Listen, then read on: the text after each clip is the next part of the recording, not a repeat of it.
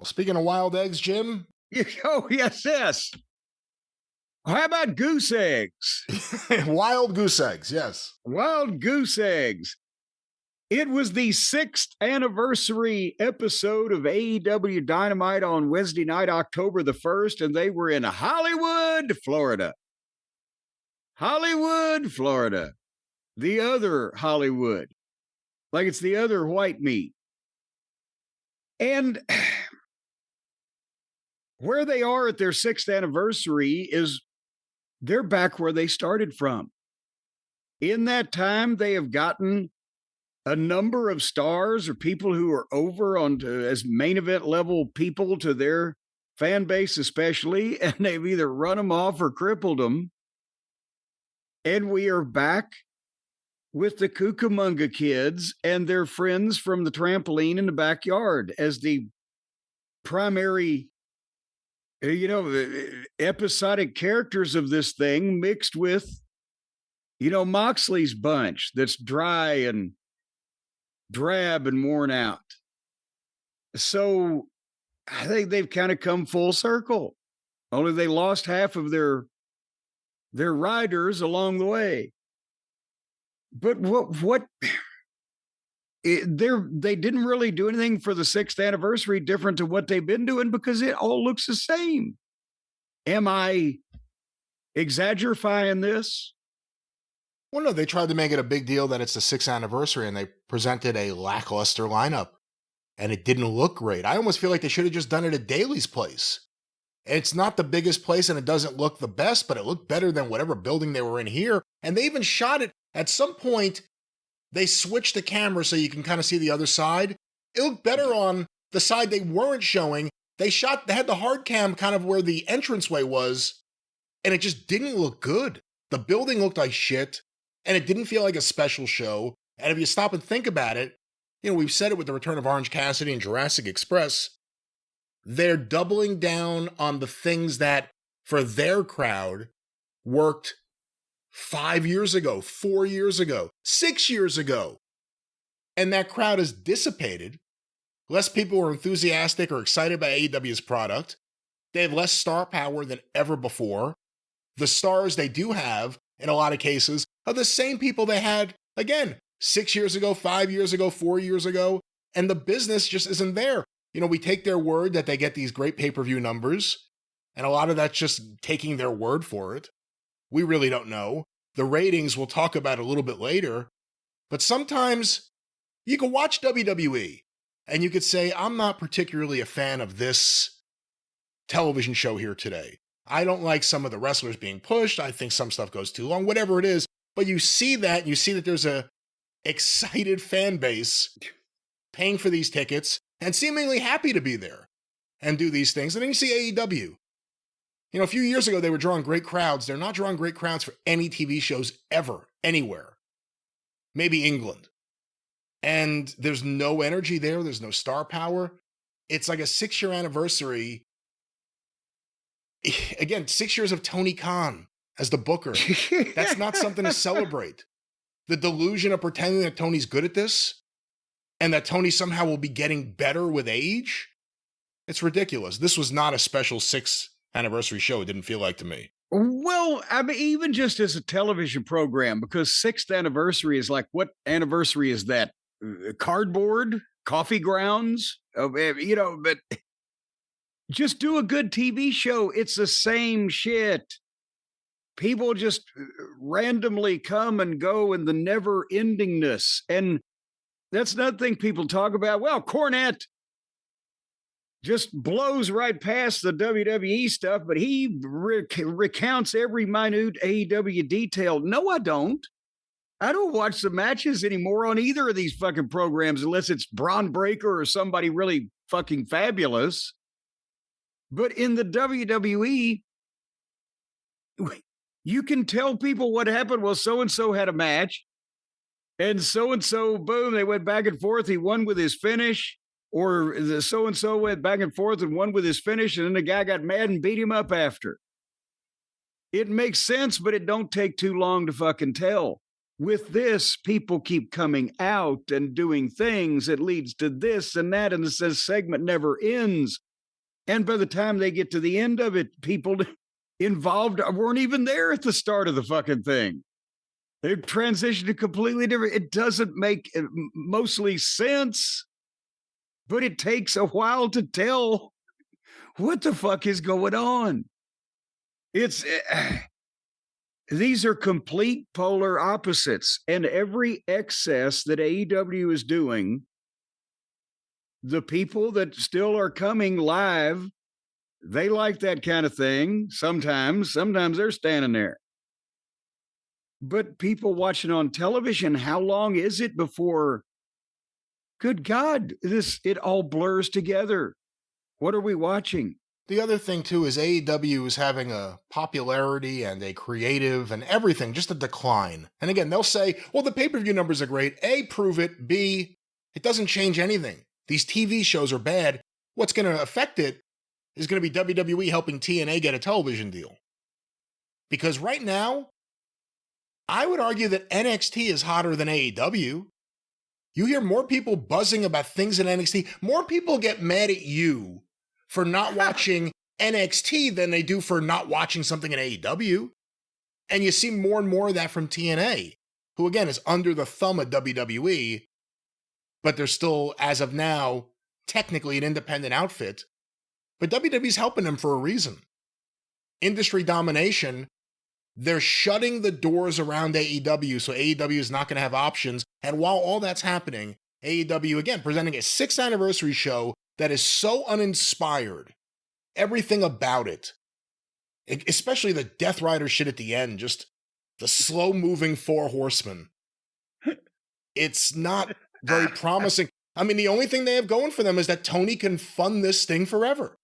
Tony can just have fun and games forever with his dad's money, but it doesn't change reality. And, you know, again, we've always said the other sad thing is Tony's never going to replace himself as Booker. This whole thing exists so Tony can be what he's always wanted to be, despite not being very good at it. But even if you did replace him, there's no one there to replace him with. It's just, I don't see much of a positive future for AEW. I really don't. It'll exist, but how is it going to possibly get better? Do you think year 7 of Tony's booking run will be better? Do you think year 8 of Tony's booking run will be better? Do you think another year of Excalibur and Tony Schiavone and Taz and now Danielson giggling and laughing when shit happens will be better or worse? It's not a very promising thing. So it's celebrating 6 years and it's commendable 6 years on the air, but it's not a good show. People pretending it's a good show are just wrong. But tell us how you really feel. I feel it's a disappointment. You know, the same thing you kind of said at the beginning. It's a lost opportunity, and it's been 6 years of lost opportunity. And to be quite honest, it's the last one that I'll see in my lifetime.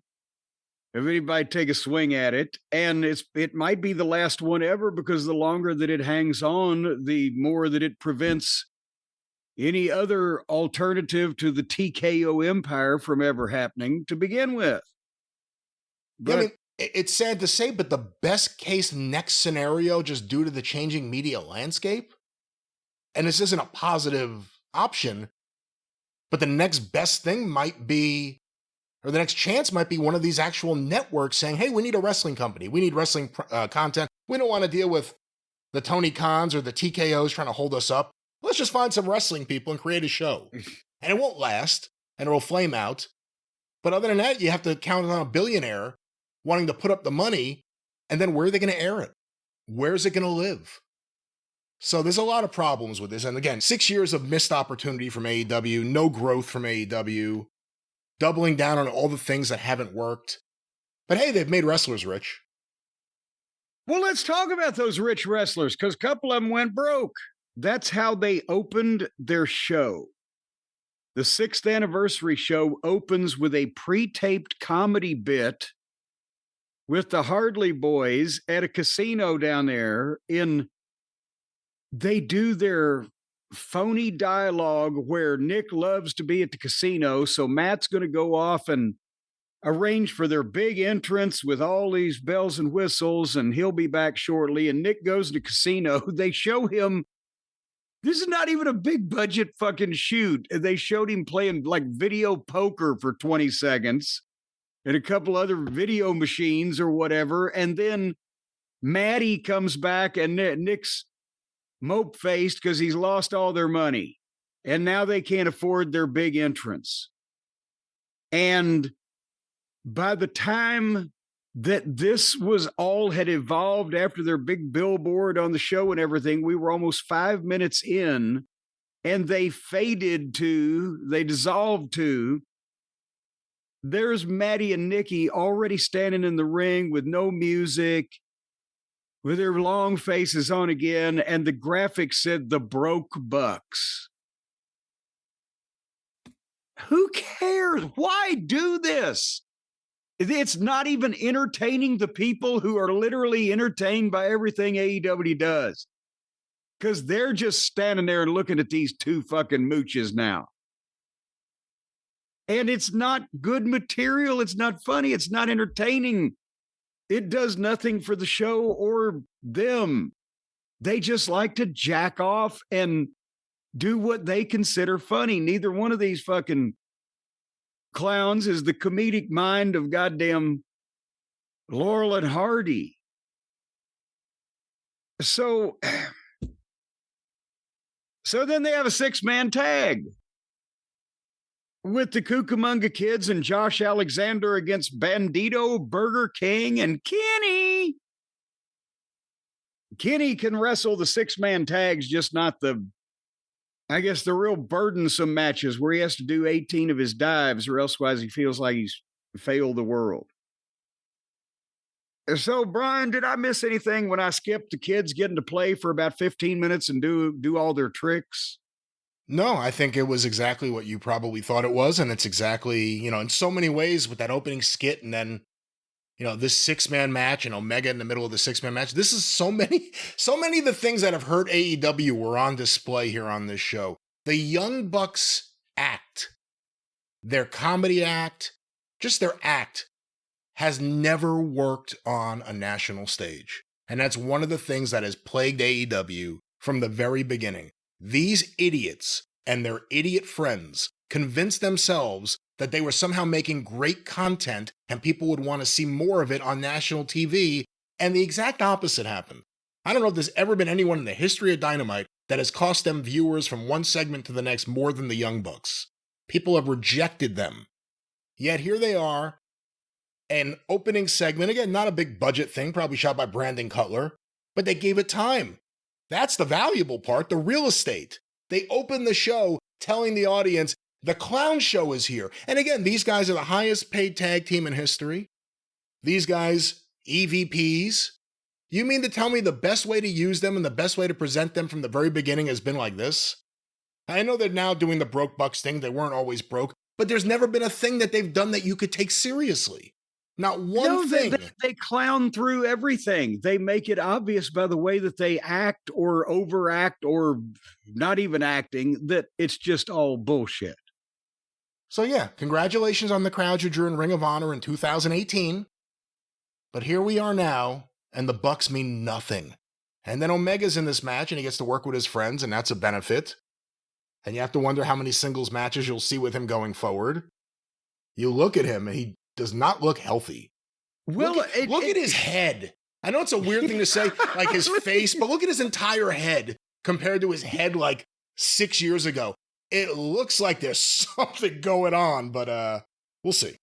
Well, maybe it's because he keeps landing on it. That's the thing. You talk about the condition that Kenny's in. Here was the finish. Kenny nearly broke his own neck, giving Alexander a reverse Hurricane Rana, the stupidest move in wrestling. I don't know why anybody goes for it or cooperates with it, but he landed on his shoulder and head and neck sideways, clunk, and the other guy just rolled right over. Then he gave him a power bomb. Then he gave him his shitty little knee lift while everybody else in the match was just on the floor.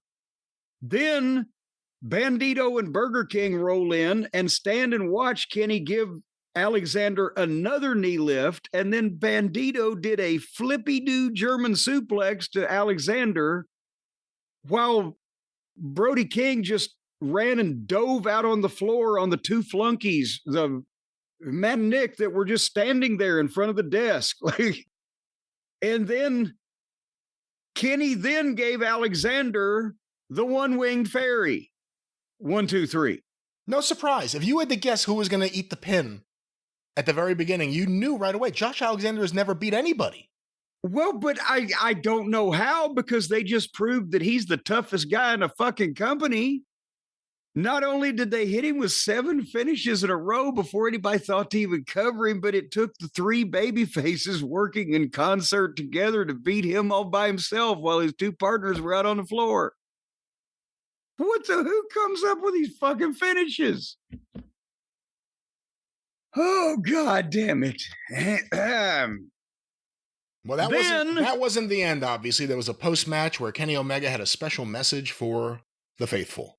Well, that's what I was about to bring up, is for apparently absolutely no reason. These guys are partners, but suddenly Bandito and Brody King say, fuck it, we're done. We'll see you later. And they leave again. They go down the entranceway. And Kenny stays with the 3 heels in the goddamn ring. They've just fought. Now, he's apparently has no issue with this.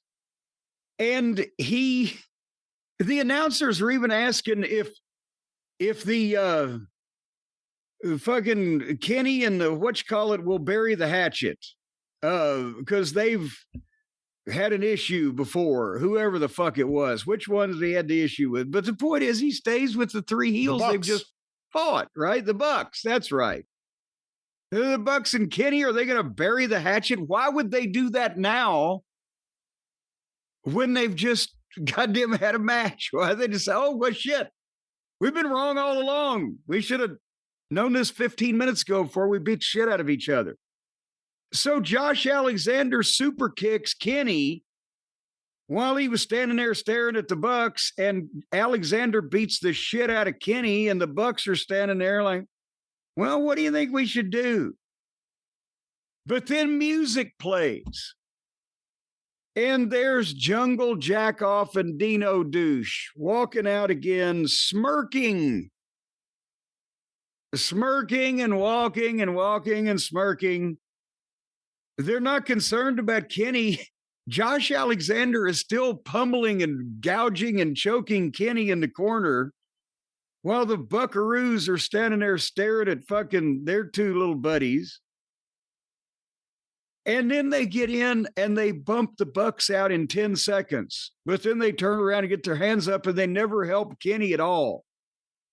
And Josh turns around and goes to them like, hey, I think we should fight now. And Jungle Jackoff gives Josh the knee lift, and then Kenny suddenly pops up to his feet after he's had the shit kicked out of him, fresh as a daisy, and gives Josh Alexander the begonia suplex. So now, for one thing, Josh, congratulations on being made of iron. You took 7 finishes from 3 guys before you could go down to defeat. Then you get up and you beat up one of those guys. And then he gets up and gives you another one of his finishes. And Josh Alexander rolled out. And then Kenny got up and was pissed at Jungle Jack. And they started arguing and shoving at each other because, as nobody recalls, remember, like a year and a half ago, Jungle Jack sent Kenny to the hospital. He joins the long list of everybody in Cook County, Illinois, fucking half the goddamn retired steel workers in America. Everybody has sent Kenny to the hospital. Yeah, but by the way, you said the main point. No one remembers that. Since that time, Jack Perry disappeared from TV for almost a year, and Omega's been out a bunch of times. And the fucking Felcher just hospitalized Kenny. Oh, that's right. I forgot about that even. That just happened. I forgot about that. Yes, but then Felcher immediately went into a fucking match with the masked Mexican midget, and then Kenny's in a 6-man tag here with these fucking, I don't know. But nevertheless, Jack and Kenny are arguing and shoving at each other, and then Jungle Jack off just runs past Kenny and dives out of the ring again on the fucking buckaroos who were just standing on the floor. And then all four of them suddenly and with little effort just kind of play fight to the back and leave Kenny still standing in the ring. And this is where he has the heartfelt message. And he gave the wishy-washy, douchey, rah-rah speech in his milk-soppish delivery. He would have been perfect in the days of the ruffled shirt and the powdered wig with a little snuff box. He would have been perfect. And then the lights go out. And when the lights come back on, Brian, wouldn't you know who won the pony? It's our old friend Andre. He's back. He's gone. He's back. He's gone. He's back. And he leveled Kenny and beat him up. And I guess sent him to the hospital. Everybody else does. Why should he be left out? And then shook hands with Don Fallis and has become a member of the Don Fallis family, which now numbers more than the goddamn Gosselin kids. It's the most inclusive heel group of all time. And so that was we were 30 minutes into the show by the time that, and some of these people weren't even out until the third wave. They'd had whole interruptions and brawls and people fought off and everything by the time that the last part of it was over. I would have had to have wrote down. I'd have had to wrote it. Who was in the thing at the beginning? Because half an hour later, I can't remember. Well, the big story here was the return of Andrade, being the latest person to beat up Kenny Omega. Had his hair out, had a hair color that we have not seen his before. Hair out. Well, he didn't look the way we've typically seen Andrade look, I guess is the point. And well, he had his hair long. He didn't have his hair out. Well, it wasn't in a ponytail. Bald-headed. It was out. If it was out, it'd be bald. Well, a lot of my hair's out. Well, again, Andrade joins a heel stable. You always said he needs someone to talk for him. Promos are the single weakest thing about him. But now he's with a stable with a joke heel manager with 20 other people in the fuck. Rocky Romero was in that stable. I mean, come on. What is this? That's why I was laughing. He needs a manager. He needs a manager to speak for him and get him over. And again, I think we said earlier in this marathon broadcast that we're doing here, Don, whether he knows better or not, I'm surprised that the guy that I knew 25 years ago is just assing off on national television as hungry as he was to be a star in 1997 or whatever in the WWF. He's just taking this and just wiping his ass with it. He's overacting or comedy acting. He, for whatever reason, has now 10 people in his stable that he does almost nothing with. He sits at commentary instead of at ringside as a manager. He's ineffective when he interferes, and at the same time, he's obviously faking being a pussy rather than showing that he's actually a pussy. It's not worked in any phase of being a manager or a top heel main event stable group. And they just keep sticking people in it. It almost would have been better to give Andrade Stokely because he doesn't have too many people.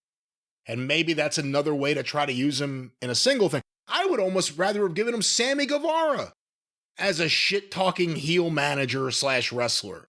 Boy, there you go. Because at least there's something there that people will buzz about. Oh my God, he's with Sammy. But they bring out Andrade, who had an unremarkable run in AEW previously. Again, the highlight of that run was beating up Sammy Guevara in the back after being told, you better not do this. And then I forgot. Boy, I guess maybe that's why they don't give him Sammy Guevara. But that's what he was most famous for in AEW, that and seemingly time off. Whether it was something he requested or something that is part of the Tony Khan plan of just pay him and send him home. But apparently he left under good terms, went to the WWE, got a big buzz, I guess you could say, when he first debuted because he was like one of the first AEW guys, if not the first. Oh no, Cody was first.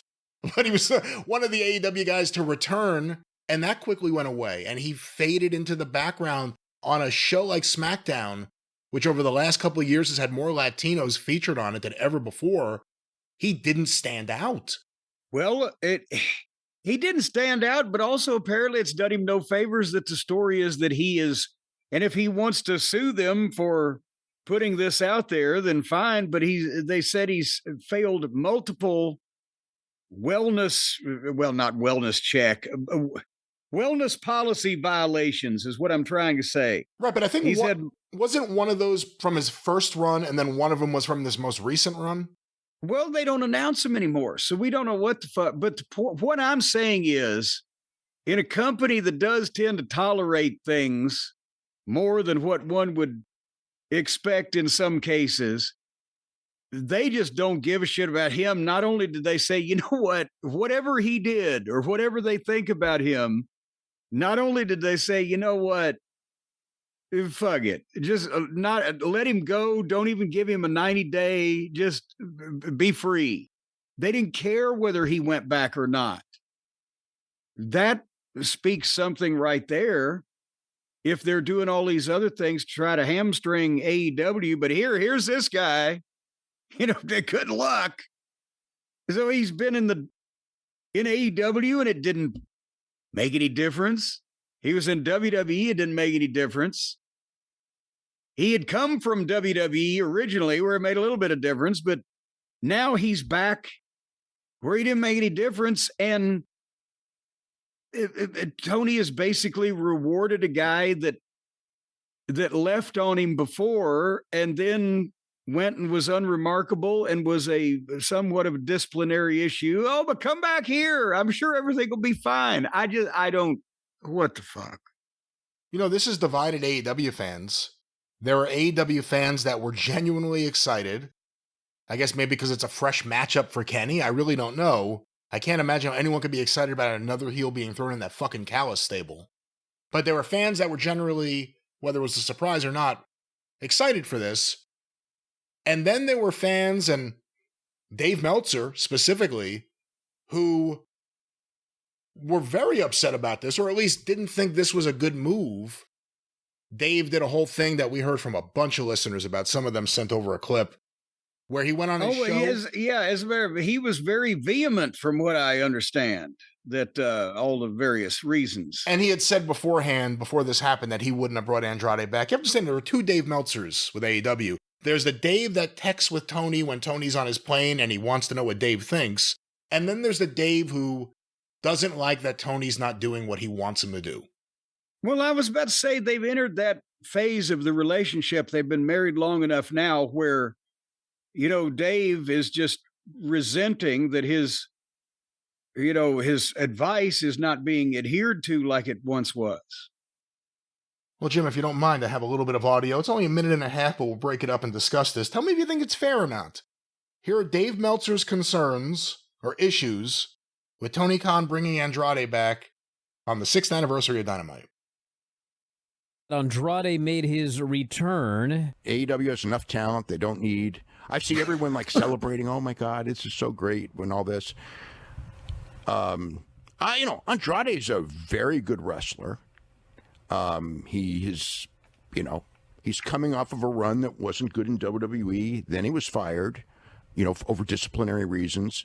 He had lots of problems in AEW over disciplinary reasons. I always think, burn me once, learn a lesson. This was not a lesson learned. And I know that my view is very unpopular in this. Let me stop it for a second, because that's speaking of Tony.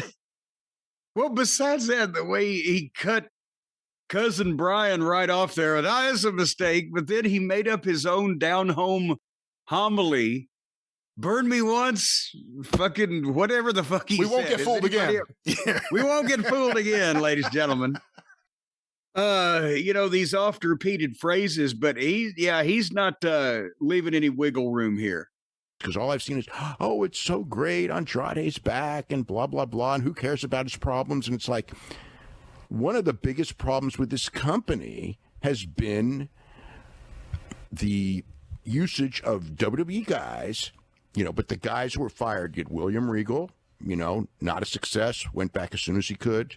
Well, let's stop it there. That's a different... It wasn't William Regal came and he wasn't a success, so he went back. William Regal came, was used poorly, immediately slotted with an awful John Moxley idea, and then quickly realizing what a shit show it was in the back. And get me out of here. I just want to go home. I just want to be close to my son. I can't be close to my son while I'm working in the same country one day a week for your company. I need to be closer. So yeah, that's the William Regal example. Malachi Black didn't do jobs, left. Rusev. It's like last night on SmackDown, Malachi Black did a job for Sami Zayn, middle of the ring, clean job, just laid down, didn't move. This guy wouldn't do anything in AEW, and then he goes to WWE and he's putting over Dominic. He wouldn't put over guys twice as good as Dominic in AEW. Actually, let me stop it there for a second. Hold on. Who's twice as good as Dominic these days in AEW? As far as being over with the people where you would expect him to go over instead of doing a job for the other fucking guy. Yeah, what does that mean? Better than Dominic? You just mean in terms of the moves they do in the ring without selling anything? Because if Dominic Mysterio arrived in AEW today, he'd be the biggest star in AEW by far. Oh my God. He'd be Isn't that crazy? I mean, where we started. Hey, Jim, who do you think has a brighter future, Dominic Mysterio or Hook? Hook. And here we are. He'd be the biggest star in AEW if he arrived tomorrow. Dominic Mysterio. Swerve was released and became a big star, huge star. Swerve is the exception. That's right. That is the one exception. He's not super charismatic. And one of the things that's different is before, one of the advantages that Andrade had is that, I think that AEW really wanted good Hispanic wrestlers, and he's very good. They have access to much better guys now than Andrade. And that's where the clip ends right there. This is from Wrestling Observer Radio, posted on Twitter. Again, Dave's qualifiers for what's good and who's good, and the advice he gives Tony on that may not be the right advice to take. Well, my advice would have been, no, what the fuck? He didn't work there, didn't work out there before. There's not really anything special about him. The other guys didn't want him. You just look like a putz for taking in a former, an ex-boyfriend after they broke up with the fucking girl they left you for, whatever. Adds nothing to the show. He can't book new, fresh people over, much less stale blah people. I don't see this as making any difference. He's just paying more money out in fucking talent. And even if he got a sweetheart deal and Andrade agreed to come back for pennies on the dollar, I think about Eric Bischoff always said that when Luger wanted to come back in 95, he didn't want him because he didn't like him. And all of his friends wanted him back. And he agreed to take Luger back for a cheaper deal than Luger ever signed his entire wrestling career. And Luger agreed to it, and it worked out. And eventually when he got a renewal, he got a ton of money. Yeah. I don't know if that's this. And Andrade is not Lex Luger. Andrade is not a guy who has ever shown that he increases the bottom line. He doesn't sell any extra tickets. He doesn't move ratings. You could argue that a lot of that's about the way he's been used, but a lot of that may just be he doesn't connect with an American audience. I don't know if he's ever connected with any audience without the mask as well as he did as La Sombra and CMLL with the mask. I think he may be one of those people. It's better if you cover his face up. Well, there it is. Andrade versus Omega on the horizon. Something to really look forward to.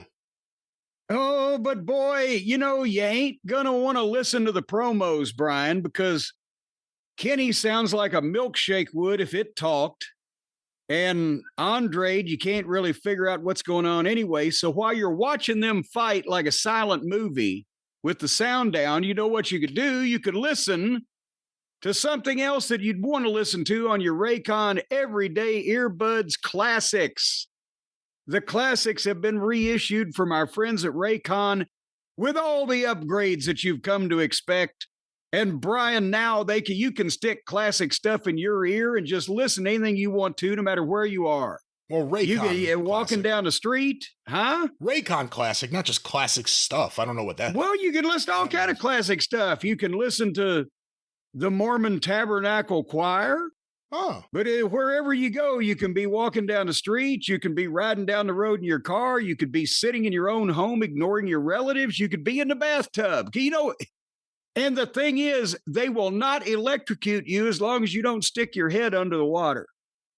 Once again, I found that out on the internet. I don't know what you're finding it anywhere. Let's not focus on things that are not part Some people had seen that news thing where the one woman in Poughkeepsie who was in the bathtub wearing her earbuds got hit by lightning and fried her like bacon. Jim, fried her like bacon. You heard some pleasant, happy tones there. And what that means is we're not going to focus on electricity or electrocution. We're not going to focus on Mrs. Bacon. Katie was her name, but the new colors they have at electric Raycon, sounds. Brian. Electric sounds. Let's focus on that. Well, see, the electric part was what got her in trouble. The new colors are they're just pleasant, like blush violet and cool mint. As a matter of fact, you get that feeling in your ear as well when you stick the cool mint colored in. Your ear starts burning and all of a sudden you get shivers. No, again, none of this happens. Let's not say any of this happens. Well, it happened. No, it doesn't. No. My keyboard isn't on. I did this one. That did not happen to you. And could have been that tick bite is what you're saying. I'm saying earbuds. None of this is anything you have to worry about. These are safe earbuds. Put them in your ear. Hear the greatest sounds, music, podcasts, audiobooks, whatever it is that you listen to. Listen to them with comfort. On the go, stylish, a style that you pick, reliable, Raycon. That's right, reliable, quick charge, 10 minutes gives you 90 minutes of playtime. So you can put them in your ear and suck them with up to 32 hours of battery life.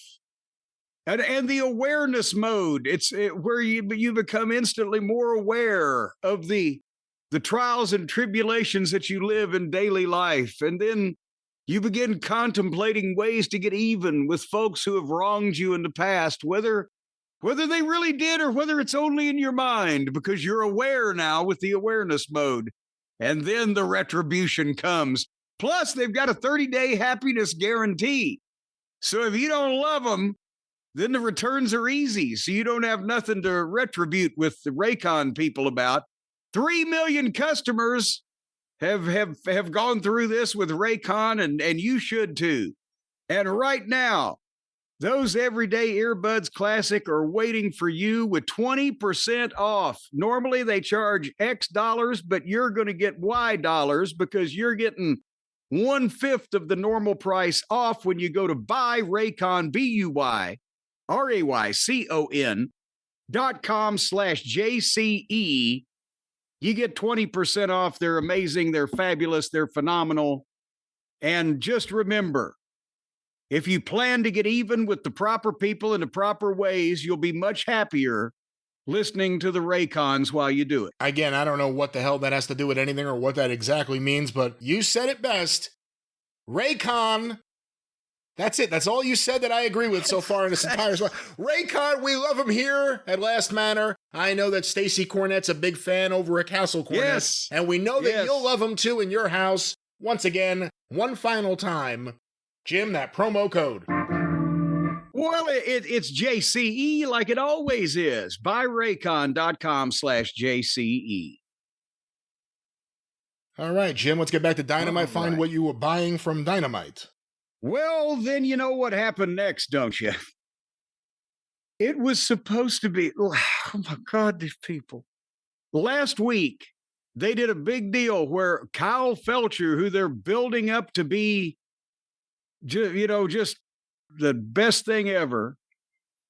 You know, if he was, instead of having that whiny little down under voice or whatever, if he had a Russian accent, he could be like the next Dolph Lundgren in the Rocky movie. But nevertheless, he sounds like Alvin the Chipmunk. But they did this deal where he beat up and hospitalized. He Kenny, and he's fucking had a big world title match where he went 45 minutes, all this stuff they're doing. And then all of a sudden last week, they had him literally challenge this 160-pound generic masked guy that Tony's come up with a gimmick for, hologram, to a match for the TNT title on this week's TV. And somehow hologram managed to, at the very only next and only time that he got in the ring or was gonna get in the ring between that challenge and this week, he got hurt. So, since he got hurt, they changed it and they stuck pockets in there for the TNT title with poor old Kyle. Because again, what are they doing there? Again, the guy looks great. The guy is an amazing athlete. The guy has a world of potential, as we've mentioned. While he needs to get a little older and a little gruffer looking and somehow get some kind of cohesive gimmick instead of whatever their video game character they're dressing him up like most of the time. But he's learning bad habits and he's being made to look like just one of these fucking clowns when he's bigger and has more upside than that. And then they keep putting him in with these goof. What are you going to learn of any positive consequence working with the company mascot, the 6-year-old one-note joke? And, you know, the only good thing I've got to say about Pockets, Brian, I'll give you this. He looks like an average dipshit at the Shell station. But if you got in a fight with him over at the gas pump, he looks like he could pull a knife on you and do some damage. But you couldn't. He doesn't. No, if he had a knife and you didn't know it was coming, he could do something. I don't know. But at the same time, now that Hong Kong Phooey has arrived, even if he was coming at you with a knife, you'd have to laugh first, wouldn't you? It depends if he does his kicks first. If he does like his little standing, Yeah. you know, it's almost like a dance more than kicks. If he did that first, I don't care how bad he is, I'd start laughing. Because Pockets could be on meth. He looks like that could be a thing. I don't think so. He seems pretty healthy. You see a lot of healthy people walking around with no shirt and sunglasses and fucking blue jeans with their hands stuck in their pockets. Did you hear Danielson trying to, again, this is 6 years in, trying to give the explanation for why Orange Cassidy's an effective wrestler? Because this is his strategy. Some people may not like that he does his hands in his pockets, but it's a strategy to psych out his opponents. Because, again, and this, I'm not saying this is a good explanation, but it would have been one thing if this was the explanation in year one. We're 6 years in, and he's trying to explain the psychology behind Orange Cassidy. Which, why would any wrestler fall for that if they've seen him for 6 years straight? 6 fucking years. It's so stupid. It's one of these self-fulfilling things from AEW. They love Orange Cassidy. He will certainly be in the AEW Hall of Fame, first class. But he's one of the main issues with this company not connecting with people.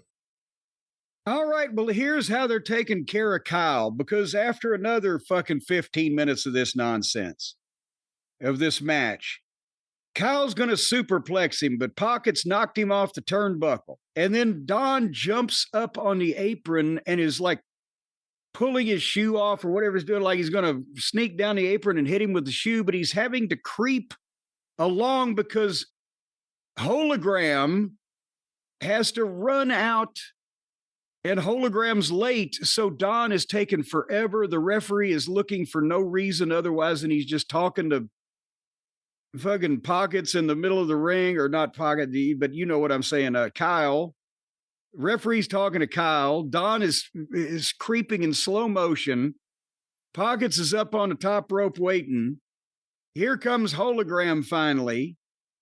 Hologram runs out. Nobody cares. Nobody makes a noise. He then turns around and crotches, Hologram does, Pockets on the top turnbuckle. And then Kyle jumps up and gives him a brainbuster on the top turnbuckle. Oh my God. And I don't know why he didn't bring out a goddamn bat just to make sure. Beat the brain into jelly. Yeah, that's the way you kill him. What the fuck? Brainbuster on the turnbuckle, 1, 2, 3. Kyle needed help to beat the company mascot. They never learn. And then they all start beating up on Pockets, and several of the baby faces run out, but all of the Don Phallus family comes out. I counted 9 plus Don. And they reveal that Hologram is really a clone of Hologram, not the real Hologram. And then the lights started flashing and the music was sputtering while they all posed there and did nothing. And we were an hour into the show. Am I exaggerating the description of that? No, I don't think so. The idea that there's a clone, a hologram, is a whole nother booking issue we've never dealt with before. We've dealt with teleportation and how ridiculous that was in year 1. But a clone, an evil clone of a bizarro hologram being here. I don't know how I feel about that. Well, you know, they've cloned By the way, sheep. Bizarro hologram, another member of the Callis stable, apparently. Yo, yes. I forget now there's 10. The sheep. I mentioned the sheep earlier. They've cloned the sheep, but at least there's a use for sheep. And you can eat them too. And then they had a 6-man tag. What's nothing? Let's continue. Then there was a 6-man tag. 6-man tag. Dick the Boozer with Claudio and Danny Garcia against Samoa Joe and Hobbs, and Hangman Adam Page was replacing the injured Shapoopy. And hopefully he's not really hurt too. I'm telling you, they need to open up a wing in a hospital. Tony needs to have his father fund the wrestler's wing. So here's another 15 minutes of 6 guys, just whatever. And then everybody except Paige and Claudio just took bumps and rolled out of the ring and laid there dead. Just rolled out and they were dead for like half a minute or more. While Paige and Claudio went back and forth, and then Paige hit the buckshot 1, 2, 3. So boom. But then Paige hands Hobbs. Hobbs is a 6-man champion, and Joe's 6-man champion, and Paige is the world champion. So Paige hands Hobbs his belt and then goes to hand Joe his, but he kind of sticks it in his chest and lets it go, and Joe drops it or doesn't have it. It falls. And then Paige picks up his belt and stagily turns to the handheld camera to make sure he's turned his back on Joe, while Joe in the background is going, "Did you see what he did to me? What the fuck? Who the fuck do you think you're talking to?" And then he gets in an argument with Paige, and the announcers, for one thing, noticed instantly, too quickly, because they were reading their notes. Oh, fucking Joe's pissed because he dropped the belt. They didn't even take time to go, wait a minute, there seems to be something happening. But then as they're arguing, Joe and Paige, 10 security guys just run into the ring for an argument. Can there be any consistency? Brian, how many times have we seen attempted hatchet murders that just went on forever? But these guys are fucking up in each other's face, cussing each other out. Oh, shit, send the troops. And it was that bad security indie guy acting, putting your hands out. No. And then turning around to the other guy. No. What exactly? No. Nobody can do it fake like you do. I don't know what kind of security tactic that would be to stop anyone from doing anything. It just halt. I'm holding up my hands here. Freeze, immobilize yourself. Guys, you missed the Omega assault. You better not miss this one. Go. So then Joe is saying, you never beat me for the title. And God, at this point, it'd be wonderful if Samoa Joe was the AEW World Champion. And he shoves Paige and they have a pull apart. And as Hobbs is trying to take Joe out, like, come on, big man, come on. I swear to God, Joe screamed, I'll fuck your ass. And it made TV because a lot of shit was getting bleeped. But if it wasn't, I'll fuck your ass, I don't know what it was. And they need heels. Samoa Joe would be great. He is great as a heel. He's a great promo. He's a fucking believable badass guy. He would certainly be better than what they got now, which is Adam Page as a world champion. But isn't this awful sudden?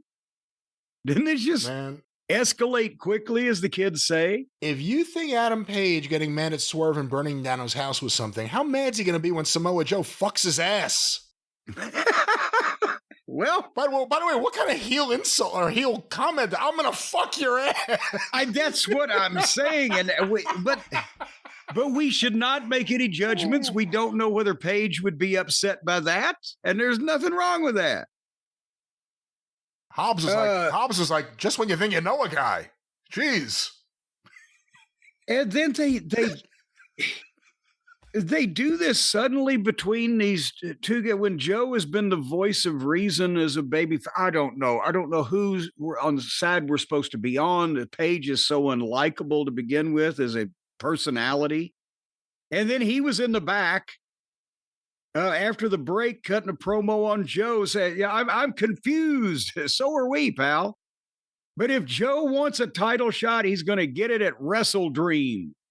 So this was the angle shot for the World Heavyweight Championship match at the pay-per-view is, fuck you, asshole. You dropped my belt and disrespected me. Well, let's just fucking settle this in the ring at the main event.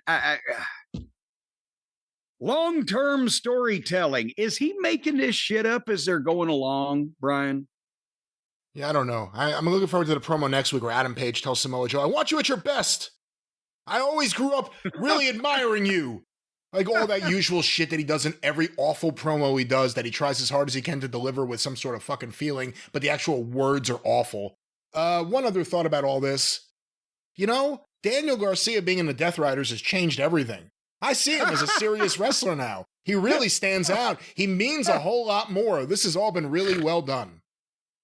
Oh, Christ. Hey, you can't pick up a turd by the clean end. Just remember that. So then, boy, this is an awkward transition to the ladies. Toni Storm had a match against Ty Mellayella. And Toni did another black and white dramatic reading in the theater in the round setting. But this time, I skipped the match because obviously, but the people were whatting her. Is this wearing thin or was it just a group of assholes in Hollywood, Florida? Maybe a mix of both.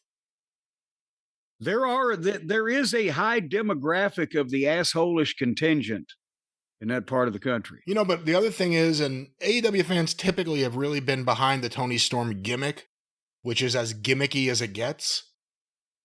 But you would almost have to think that at certain points, some fans will run out of patience with this and think, okay, it was cute for a few minutes. Now it's not. I don't know if that's what this is. I don't know what outfit she was wearing. I don't know what the hell any of this was. It was nice to see Anna Jay. Oh, Christ. It's nice to see Anna Jay's what? Anna Jay's back, especially after seeing her front. But she looked like she was the Mad Magazine Spy versus Spy, Good Spy. But nevertheless, I think it's done more damage that they just involved her and they took the title off her in the miscellaneous four-way, and it's just been muddled from there and whatever the fuck. But that's nevertheless. Boy, howdy. The next match, Brian, was Blake Christian and Lee Johnson against, what are they? The fucking, I can't remember what their name is, the team name, but Tia Leone and Bishop Khan. Ricochet's Stooges. GOA. What are they called now? GOA. I thought they changed it to something else. They should change it to DOA. Well, how about COA or COD? Collect on delivery. That If may work somebody with will Tony deliver Khan. something. Yeah, that may work with Tony Khan. What was the name of Blake Christian and Lee Johnson? They had a tag team name, and I forgot what it was. I did too. I didn't write it down. This was a throwaway match. I can't imagine anyone really want to see it. I know they're trying to repackage and push GOA. They've been around for a while, not meant anything, and the Ricochet heel run is not really clicking. To me, this whole thing was about the promo and specifically MVP. Well, yes, and that's the thing is Ricochet made himself a heel by just exposing that apparently he's a self-absorbed dick on Twitter or whatever.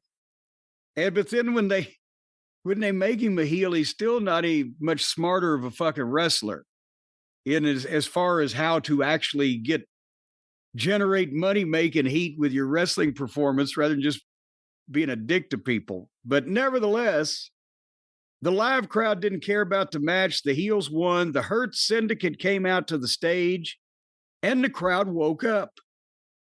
And they were chanting. And yes, Florida is his neck of the woods, but they were chanting MVP, MVP. And he did the babyface promo and say he embarrassed himself and his boys at the pay-per-view. And he apologized to everybody for losing. And maybe, have I lost a step? But even if I can't wrestle like I used to, I can still fight better than anybody. And they challenged for a no disqualification street fight next week on TV. They've got a pay-per-view coming up, but it's going to be next week on TV. And the crowd got up for that. And Ricochet just said, oh, okay, and agreed to it. But somebody just beat the Stooges last week on TV. It was Brodito and Burger or whatever the fuck. Brodito's the team name. Well, but the point is they won. And they beat the Gates of Agony. So in between a 6-man tag on a pay-per-view where MVP wrestled and got beat, then before that MVP and his guys come out and challenge them to a rematch no DQ street fight on TV as opposed to pay-per-view, they have the Two Stooges do a fucking job to the tag team champions in the middle of that.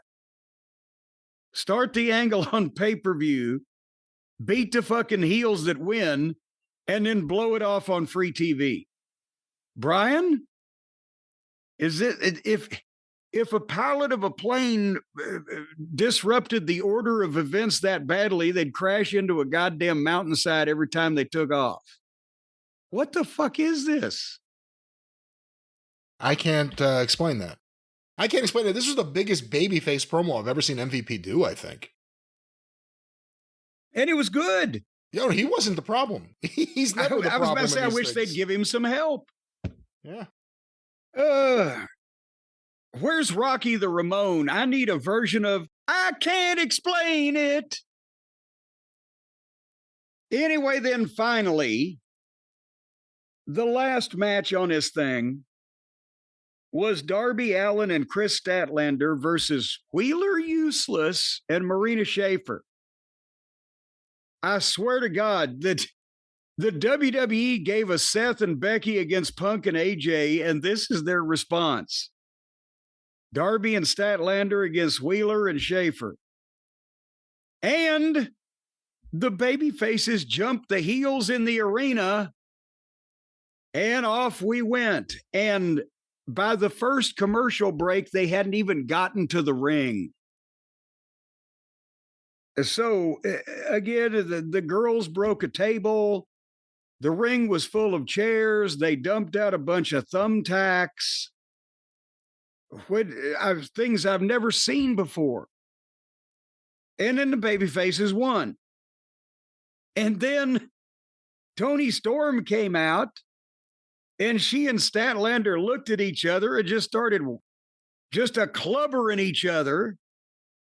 And they fought off.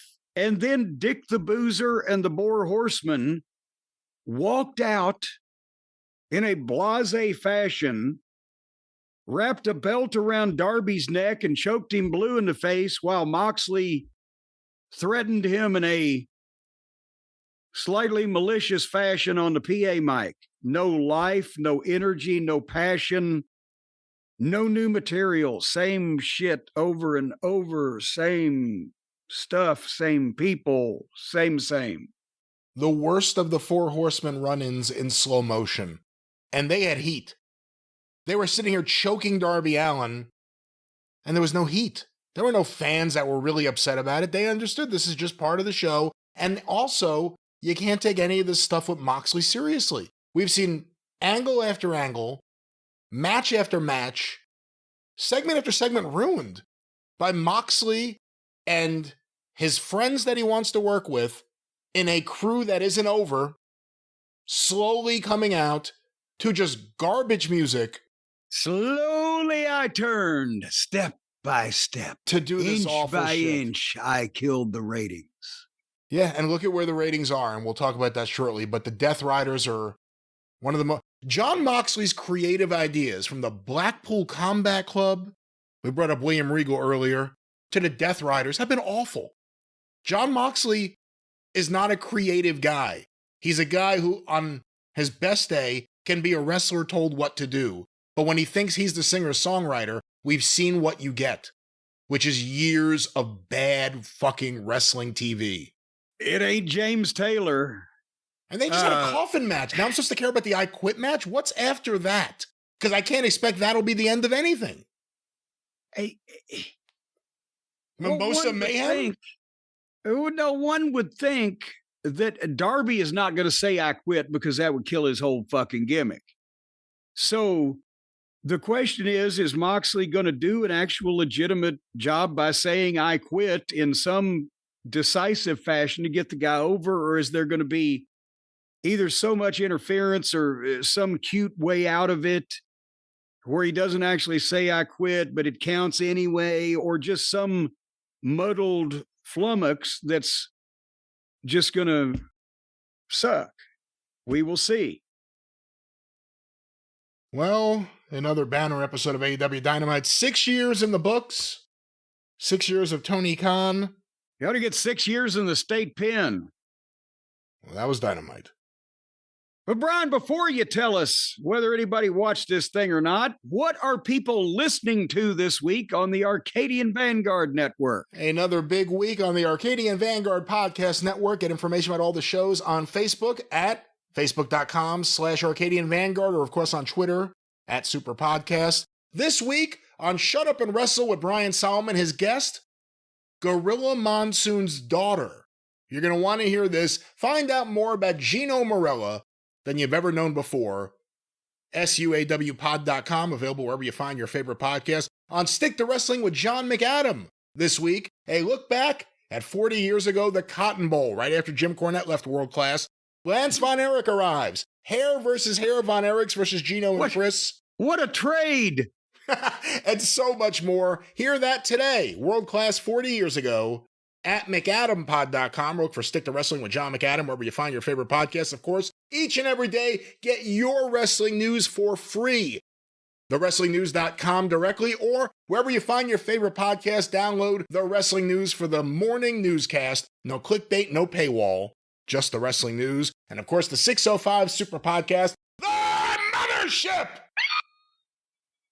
And your your soundbox cut out. Go through the archive once again. Go through the archive, 605pod.com, available wherever you find your favorite podcast. How come that these fancy Dan noise filters you've got us wired up to now doesn't blank out on your sound effect there, but mine just don't pass the muster? I don't know. I'm holding this thing down. Some people said if you hold it down, it should do it. Right now, it's doing the entire... I'm the one who said that about an hour and a half ago. I'm trying anything I can. Please try to stop it. Oh, my God. It's so loud. All right. Well, Jim... You know what? I'll tell you what. That's going to be the equivalent of like the manager's whistle, where that's going to get somebody to come up and knock you over the head.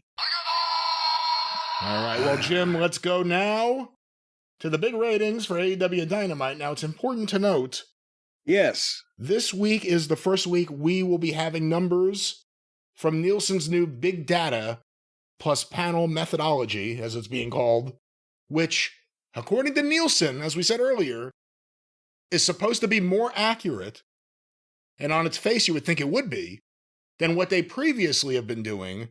So the number we're getting now is a number that Nielsen is saying is more accurate, and that although it'll apply now and going forward, you have to wonder what that says about the number before this point, and how accurate that was, and how this applies to that.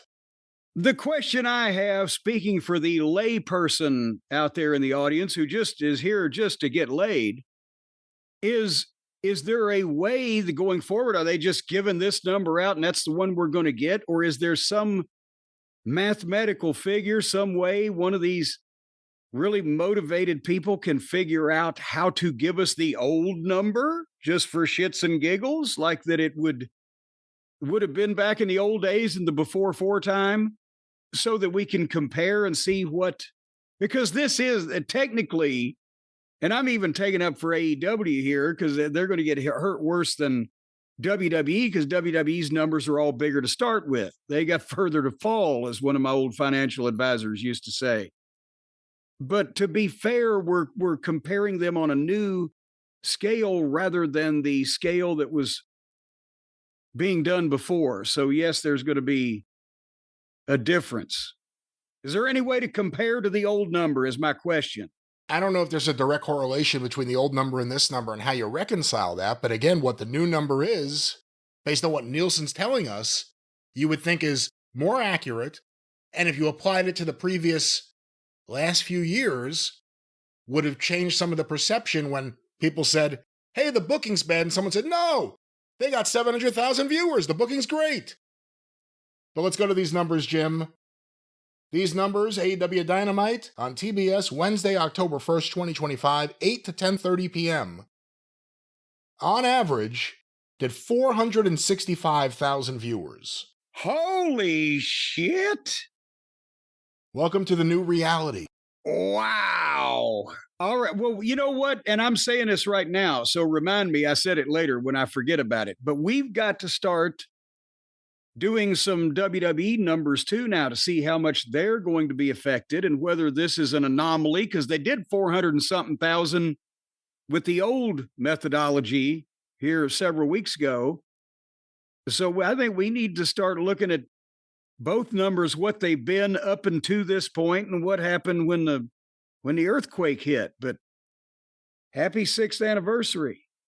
Yeah, and we'll discuss that maybe on the drive-thru, how this hit has affected SmackDown and NXT. Those are the two examples we can use. Once again, last week's number was 638. The 4-week average had been 577. Those were low numbers. This is significantly lower than that. But of course, it doesn't count Max, where there must be millions of viewers consuming this dead product. Jim, let's go to the quarter hours. These were compiled by WrestleNomics. Wow. Quarter 1, 8 to 8:15 p.m. The Young Bucks angle. Josh Alexander and Young Bucks versus Brodito and Kenny Omega with picture-in-picture. 543,000 viewers. Good Lord. 147 in the key demo. That's where they're going to get killed, because this is going to expose the key demo number, that it's not as high as these networks thought it was, not just for AEW, for WWE too, and that's where advertising dollars are based around, or that's what advertising dollars are based around. So as that number starts being exposed and dying here, the effect on wrestling will be very interesting, and it may not be a positive one. Jim, quarter 2, 8:15, 8:30 p.m. Continuation of Alexander and the Bucks versus Brodito and Kenny Omega. The post-match with the Jurassic Express, Andrade, and Don Callis. 530,000 viewers. Well, this is, again, a different animal, but it's significant that that's the smallest drop from first quarter to second quarter ever. We got that going for them. They didn't lose but 13,000 people, and it's normally a lot more than that, but they've started in the fives. Before we go even further with this, it's not that these numbers seem unreasonable. Like, looking at these numbers, knowing that we've discussed these ratings week after week for a couple of years now, a few years, this seems kind of like where you would have thought they would have been if things hadn't been shown as skewing higher for a long time. But we go to quarter three, yes, 8:30 to 8:45 p.m. It says video. I'm not sure what that video was. Maybe, that was the 6-year anniversary sixth video. anniversary video where I didn't particularly care. They didn't create art, and it was what it was. It was nice to see Dynamite when they had fans and excitement and stars. But a video, an ad break, Mark Briscoe's backstage promo, and the start of Orange Cassidy versus Kyle Fletcher. 510,000 viewers. Also 155 in the key demo. That's the high point in the key demo. To be honest, I don't know about the total numbers, but the pattern is what I would actually expect this show to be doing until the end, as we've said it for a while, and the other numbers kind of bore it out, but this bears it out more than they did, is that the people who are motivated to watch this show it's a lower number than before, but they are going to stick with it as long as they can until there's just no hope. Well, we go to quarter four, 8:45 to 9 p.m. The continuation of Fletcher versus Cassidy with picture-in-picture ads, and the post-match with Hologram, or at least Hologram Bizarro, and the Don Callis family. 517,000 viewers. Yeah, 543, 530, 510, 517. They would have killed for that kind of consistency when they started in the 9s and 8s. And it is important to note, big baseball game that aired this night, Red Sox and Yankees actually did the highest number for a baseball game on ESPN in forever. So there was competition, although... Do you think there's a big Cincinnati Reds fucking AEW wrestling crossover audience? Well, I'm not sure, but let's go now to the big 9 o'clock hour, quarter five, 9 to 9:15 p.m. Mercedes Monet's backstage promo, as bad as ever, an ad break, and the start of Adam Page and the Ops versus the Death Riders. 490,000 viewers. Ouch. Okay, they lost 27,000 at the top of the hour. That is the biggest loss they've had at this point. Not good. Not good at all. We go to quarter six, 9:15 to 9:30 p.m. The continuation of Page and the Ops versus the Death Riders with picture-in-picture. Jet Speed, Willow Nightingale, FTR and Stokely's promo, and an ad break. 484,000 viewers. And another 6,000 down. They are still only 59,000 down from the start of the show after an hour and a half. But the problem is they started so low to begin with. But I have to think that after quarter 8, the thing is going to plummet like a stone because they had a couple of ratings killers in there at that point. Well, Jim, we now go to quarter 7, 9:30 to 9:45 p.m. Adam Page's backstage promo, Tony Storm versus Ty Mello with picture-in-picture, and the post-match, 477,000 viewers. Another 7. It's a chip, CHIP, not the other type of cracked piece. Okay, you were done there? I wasn't sure where you were going. I didn't want to use bad terminology. Let's go I'm now. talking about another small hunk that's been chipped out of the number. Let's go now to quarter 8. I remind you, we have 2 segments, 30 minutes overtime here. 9:45 to 10 p.m., quarter 8. The Sammy Guevara-Eddie Kingston promo, an ad break, Samoa Joe's backstage promo, and GOA versus the Swirl. Here's where it's going to go. With picture-in-picture ads. 402,000 viewers. Ouch. I didn't know it would go that far, but I hope the passengers weren't hurt when they hit that air pocket and had that sudden drop. We go now to quarter 9, 10 to 10:15 p.m. The Demand Hurt Syndicate live angle. Chris Statlander's backstage promo. The Demand. That's what it was. The problem is there's no demand. Okada, Takeshita, and Don Callis' backstage angle. An ad break. And the start of Darby Allin and Chris Statlander versus Marina Shafir and Wheeler Yuta. 356,000 viewers, 96,000 in the key demo. Oh, sweet Mary and Joseph. Yeah, I have to say it too here because it drove me crazy, and I've brought it up before, but it happened again. Marina Shafir stepped on the thumbtacks in the match, and that looks as painful as any thumbtack thing anyone takes a bump into, just actually stepping on them. The announcers started laughing. Go back and watch that. As soon as it happened, Excalibur starts chuckling. That's your lead announcer. That's part of the problem. He's a fucking amateur. But Jim, finally, quarter 10, 10:15 to 10:30 p.m., continuation of Darby and Statlander versus Marina and Yuta. Post-match with Tony Storm and the Death Riders. 338,000 viewers. 97,000 in the key demo. So they started with 543,000 people and lost 205,000 of them. That's fairly close. That's 40%, ain't it, or more?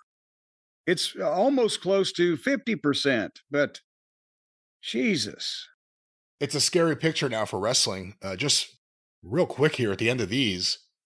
NXT on CW, Tuesday, September 16th, 737,000 viewers.